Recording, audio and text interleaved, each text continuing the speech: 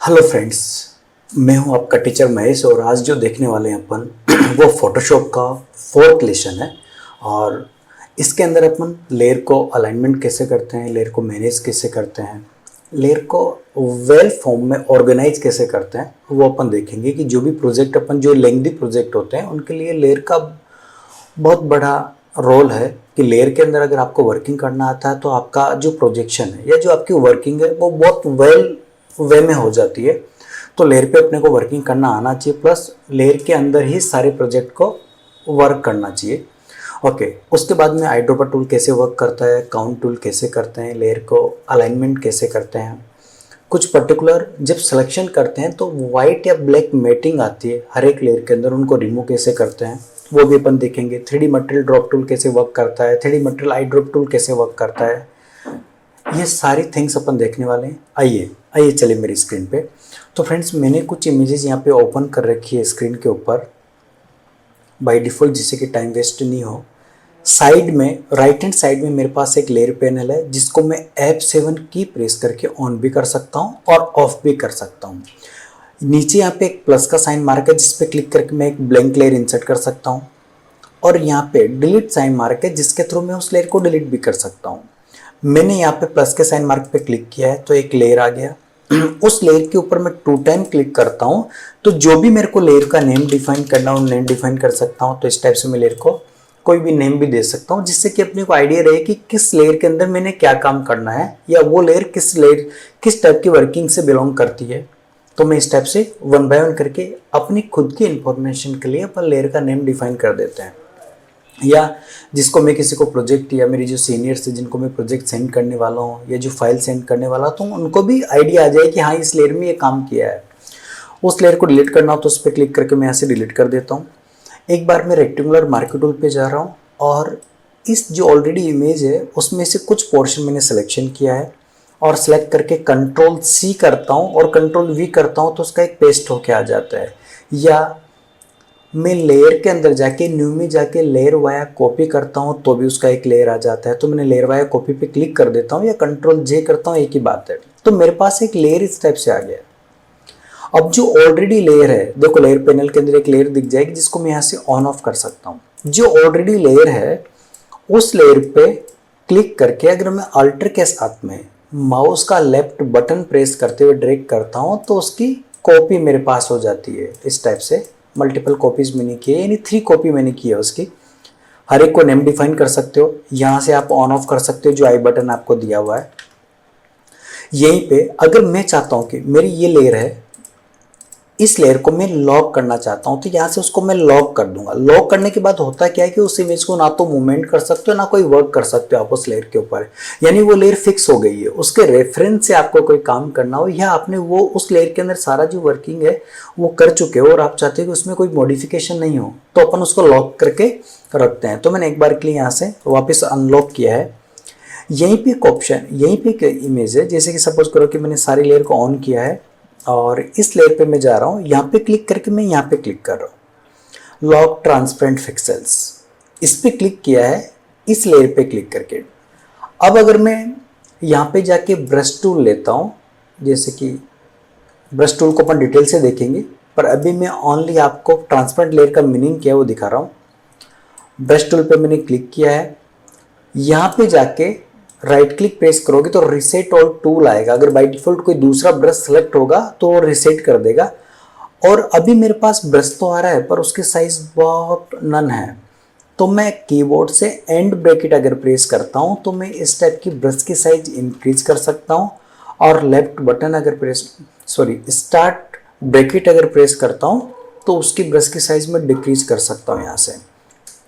तो यहाँ से मैंने ब्रश की साइज इंक्रीज और डिक्रीज की है। अब मैं अगर यहाँ पे फोरग्राउंड में मैं कलर ले रहा हूँ ऐसा कुछ भी, अब अगर मैं ड्रैग करता हूँ उसके ऊपर तो देखो खाली उस इमेज के ऊपर जा रहा हूँ तो वो कलर का ब्रश जो है उस इमेज के ऊपर इफेक्ट कर रहा है। बाहर उस इमेज के बाहर कहीं पे भी जाता हूँ तो वो इमेज का यानी ब्रश का इफेक्ट नहीं आएगा। क्यों? क्योंकि मैंने उनके ट्रांसपेरेंट जो पिक्सेल्स है उनको ऑफ किया है। तो खाली जो इमेज है उतने पिक्सेल्स शो हैं, बाकी सारे ट्रांसपेरेंट है तो वहाँ पे वर्क नहीं करेगा वो। तो ट्रांसपेरेंट पिक्सेल्स का मतलब ये होता है कि खाली इमेज जितना एरिया उस पर वर्क होगा, अदरवाइज जो ब्लैंक एरिया है उसके ऊपर वर्क नहीं करेगा। मैंने कंट्रोल जेड किया है, अनडू किया है 1 बाय 1 करके बैक जाने के लिए, और ट्रांसपेरेंट पिक्सेल्स को मैंने ऑफ कर दिया। फिर यहाँ पे एक ब्रश टूल है। अभी मैं ब्रश टूल लेके अगर कुछ वर्क करता हूं तो देखो डायरेक्टली उस इमेज के ऊपर वर्क हो रहा है। सॉरी, ट्रांसपेरेंट पिक्सेल्स ऑन था, मैंने ऑफ किया है। अभी अगर मैं ब्रश टूल लेके वर्क करता हूं ना, तो देखो उस इमेज के ऊपर भी हो रहा है और उस इमेज पे ही वर्क हो रहा है, पर बाहर भी हो रहा है जो ट्रांसपेरेंट पिक्सेल्स है। मैं अंडू कर रहा हूं, पर हो खाली उसी इमेज के ऊपर रहा है। पर अगर मैं ब्रश टूल को यहाँ से लॉक कर देता हूँ और अभी अगर मूव कराता हूँ तो देखो वो क्या करता है, एक आपको न्यू लेयर बना के देता है। देखिए आप उस पर्टिकुलर ऑप्शन को ऑन ऑफ कर सकते हैं। तो यहाँ से अगर मैं ब्रश टूल को अगर लॉक कर देता हूँ तो अलग से अपने को एक ब्रश क्रिएट करके देता है। मैं इस ब्रश वाले लेयर को डिलीट कर देता हूँ। फिर यहाँ पे एक ऑप्शन है मूव टूल। मूव का मतलब होता है कि उस लेयर को लॉक कर देगा, यानी मूव पोजीशन को लॉक कर देगा। मूवमेंट नहीं करा पाएंगे आप उस लेयर को। देखिए वो लॉक करके दे देता है आपको जो भी पोजीशन से उसको मूव को। आर्टबोर्ड क्या है, आर्टबोर्ड की थिंग्स अपन देखेंगे। जब आर्टबोर्ड टूल अपन देखेंगे तो डिटेल से देखेंगे आर्टबोर्ड का मीनिंग क्या होता है। फिर यहाँ पे एक ऑप्शन है लॉक, ये सारी थिंग्स को लॉक कर देता है, जो कि अभी अपन ने देखा ही है। उसके बाद में उस लेयर की ओपेसिटी मेरे को कम करना हो तो ओपेसिटी में यहाँ से कम कर सकता हूँ। और नीचे यहाँ पे एक फिल ऑप्शन भी दिया है। फिल का मीनिंग क्या है, जैसे कि सपोज करो अभी मैं अगर फिल से भी चेंज करता हूँ तो उसकी ओपेसिटी कम हो रही है, और ओपेसिटी से कम करता हूँ तो अभी ओपेसिटी कम हो रही है। मैं क्या कर रहा हूँ, एक बार के लिए ये दोनों ऑप्शन का डिफरेंस दिखाने के लिए इस लेयर पर राइट क्लिक कर रहा हूँ और ब्लेंडिंग ऑप्शन पे जा रहा हूँ। और यहाँ पे मैंने एक बार के लिए ड्रॉप शेडो दे दिया है, या ड्रॉप शेडो की जगह मैं स्ट्रोक ले लेता हूँ। एक बार के लिए मैंने यहाँ से स्ट्रोक दे दिया और स्ट्रोक की साइज बढ़ा दी है। ये मैंने स्ट्रोक दिया। अभी अगर मैं ओपेसिटी कम करता हूँ तो इमेज की ओपेसिटी भी कम डिक्रीज होगी, और जो स्ट्रोक मैंने दिया है उसकी ओपेसिटी भी डिक्रीज होगी। पर अगर मैं फिल से अगर उसकी ओपेसिटी डिक्रीज करता हूँ तो खाली जो फिल है उसी का ऑपोजिट डिक्रीज होगा। आपका जो फ्रेम है, जो स्ट्रोक आपने दिया है वो एज इट इज रहने वाला है।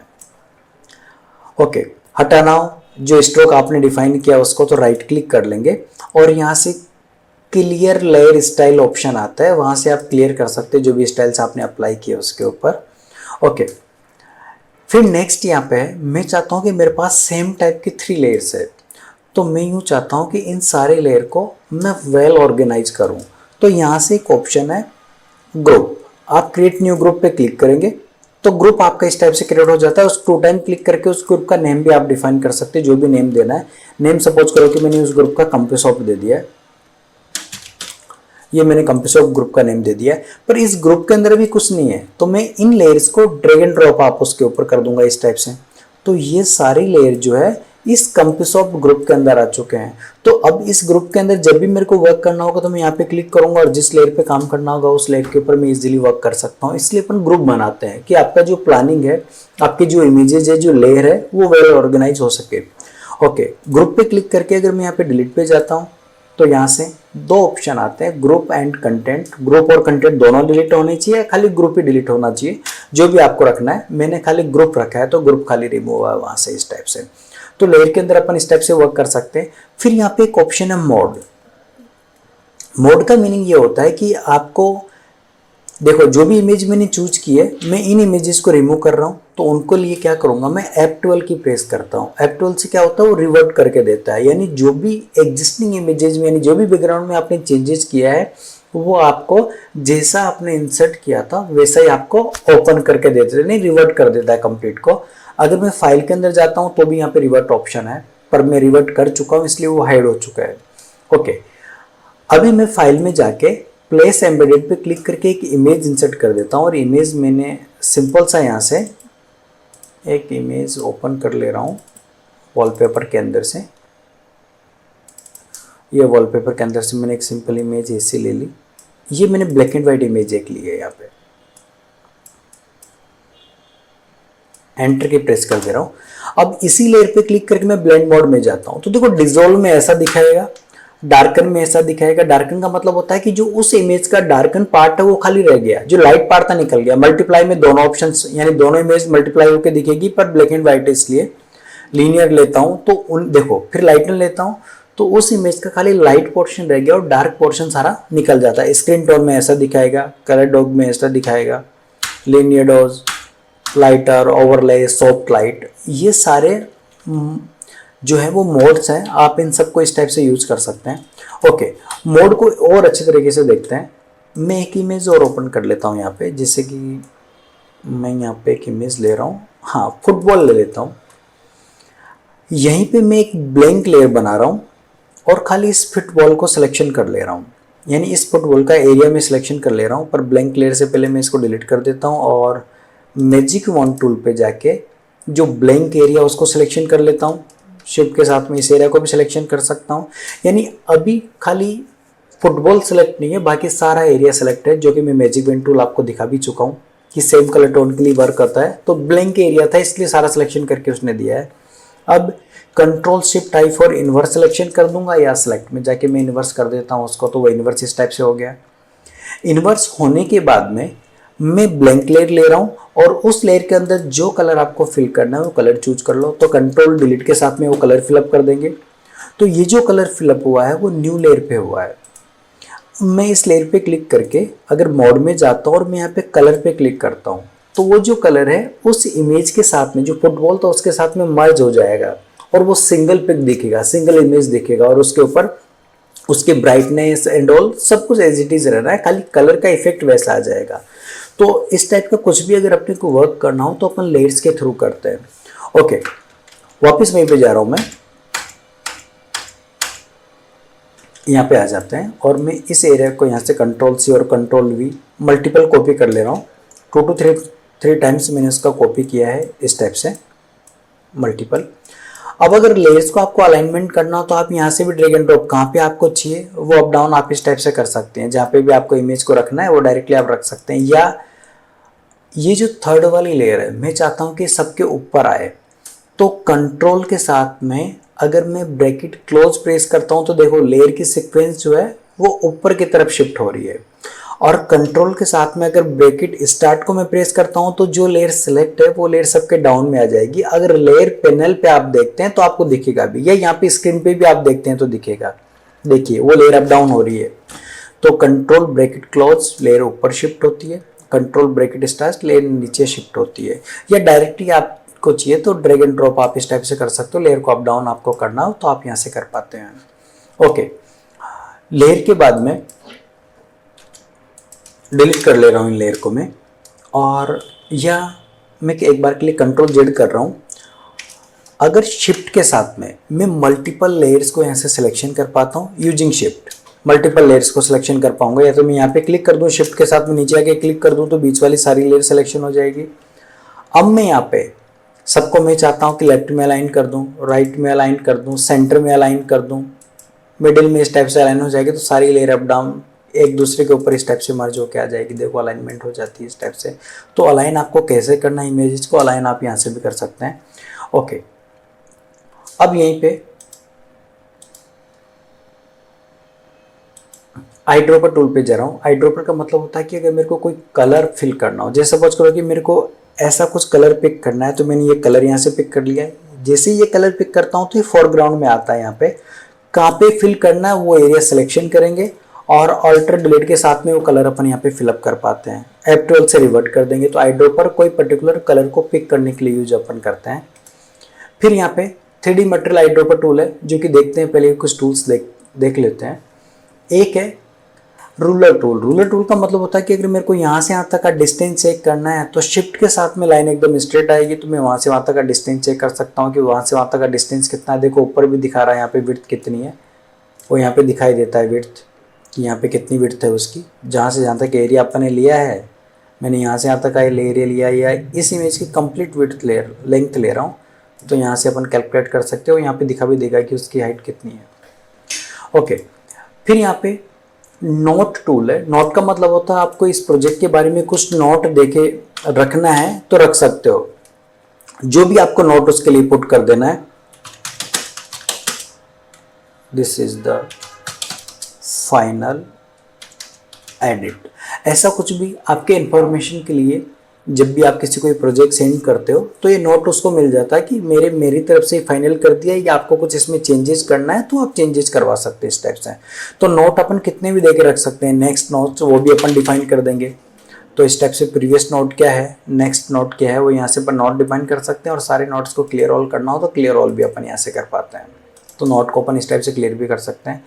फिर यहाँ पे एक टूल दिया है colour sampler tool. Colour sampler tool का मतलब सिंपल सा ये है कि जिसे सपोज करो कि मैं किसी रूम में रहता हूँ, मैं जो रूम में रहता हूँ, मेरे को उस रूम की वॉल पे जैसा कलर था वैसे ही वापस फिल करवाना है, वैसा ही पेंट करवाना है। तो मैं क्या करता हूँ, मैं उस वॉल का एक फ़ोटो क्लिक करूँगा और उस फोटो को मैं यहाँ पे ले लेता हूँ। अब मैं अगर कलर सैम्पलर टूल पे क्लिक करता हूँ ना, तो उस वॉल में RGB कलर कितनी कितनी क्वांटिटी में है वो दिखा देता है, देखो यहाँ से। उसके बाद में मैं कलर मिक्सिंग करवा सकता हूँ उस क्वांटिटी से। तो ये कलर मिक्सिंग के लिए मोस्टली यूज आता है कलर सैम्पलर टूल, कि वहाँ पे कौन कौन सा कलर कितनी कितनी क्वांटिटी में है, रेड कितना है, ग्रीन कितना है, ब्लू कितना है, वो अपन यहाँ से देख पाते हैं। उसके बाद में काउंट टूल है। काउंट टूल का मतलब ये है, जैसे सपोज कीजिए कि मेरे पास एक रिंग है, इसमें डायमंड है, यानी किसी भी चीज़ को काउंट करने के लिए यूज होता है, पर मोस्टली इस टाइप की वर्किंग के लिए यूज होता है काउंट टूल। काउंट टूल पे मैं क्लिक कर रहा हूँ। अब मैं ये चाहता हूँ कि मैं ग्रुप बना लूँ, और ग्रुप मैंने दे दिया कि ये मेरे बिग डायमंड है, बिग डायमंड है। और बिग डायमंड का कलर मैं ले लेता हूँ ऐसा कि वो कलर जो है उसका इस टाइप से आना चाहिए, और लेबलिंग की साइज कितनी आनी चाहिए, 20 आनी चाहिए। तो मैं क्लिक कर दूंगा यहाँ पे, तो देखो ये एक बिग डायमंड है जिस पे मैंने लेबलिंग ऐसी की है। वापस मैं यहाँ पे जा रहा हूँ और मैंने दे दिया स्मॉल, कि मेरे जो स्मॉल डायमंड है उनका जो कलर है वो कंप्लीट इस टाइप से आना चाहिए, और लेबलिंग साइज उनकी थोड़ी बढ़ा देता हूँ कि अच्छी तरह से दिखे। तो स्मॉल डायमंड कितने हैं वहाँ पे मैं क्लिक कर लूँगा, इस टाइप से क्लिक करता जाऊँगा तो दिखा देगा आपको इस टाइप से। ये भी स्मॉल डायमंड ही है, इनको भी अपन यहाँ से काउंट कर लेंगे। तो मोस्टली इस टाइप की वर्किंग के लिए यूज होता है।